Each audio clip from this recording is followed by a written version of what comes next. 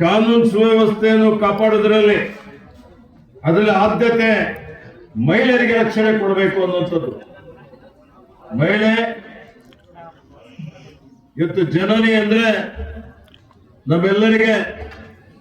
ನಾವೆಲ್ಲರೂ ಯಾವ ರೀತಿಯಲ್ಲಿ ನಮ್ಮ ತಾಯಿಯನ್ನು, ನಮಗೆ ಜನ್ಮ ಕೊಟ್ಟ ತಾಯಿಯನ್ನು ಆರಾಧನೆ ಮಾಡ್ತೀವಿ, ರಕ್ಷಣೆ ಕೊಡ್ತೀವಿ. ಅದೇ ರೀತಿಯಲ್ಲಿ ಎಲ್ಲಾ ಮಹಿಳೆಯರಿಗೂ ಅವರು ಸುರಕ್ಷಿತವಾಗಿದ್ದರೆ ಮಾತ್ರ ಸಮಾಜ ಬಹಳ ಆರೋಗ್ಯಕರವಾಗಿರ್ತದೆ, ಸುರಕ್ಷಿತವಾಗಿರ್ತದೆ ಅನ್ನುವಂಥದ್ದು ನಮ್ಮ ಒಂದು ಧೋರಣೆ ಆಗಿದೆ ಅನ್ನುವಂಥ ಮಾತನ್ನು ಹೇಳಿಕೆ ಬಯಸ್ತಾ ಇದ್ದೇನೆ. ಆತ್ಮೀಯರೇ, ಈ ಪುರುಷ ಪ್ರಧಾನವಾಗಿರುವಂತಹ ಈ ಒಂದು ಸಮಾಜದಲ್ಲಿ ತಲಾಂತರದಿಂದ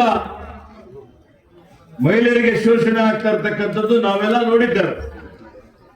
ನಮ್ಮ ದೇಶದ ಇತಿಹಾಸದಲ್ಲಿ ಮಹಿಳೆಯರಿಗೆ ನಾವು ದೊಡ್ಡ ಮಟ್ಟದ ಗೌರವ ಕೊಡ್ತೀವಿ.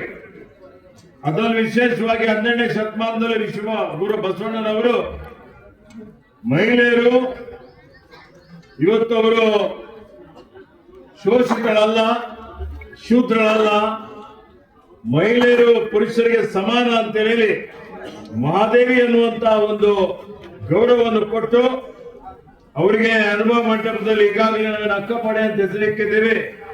ಸುಮಾರು 33 ಜನ ಮಹಿಳೆಯರು ವಚನಕಾರ್ತಿಯರಿದ್ರು ಅಂತ ಹೇಳ್ತಾರೆ.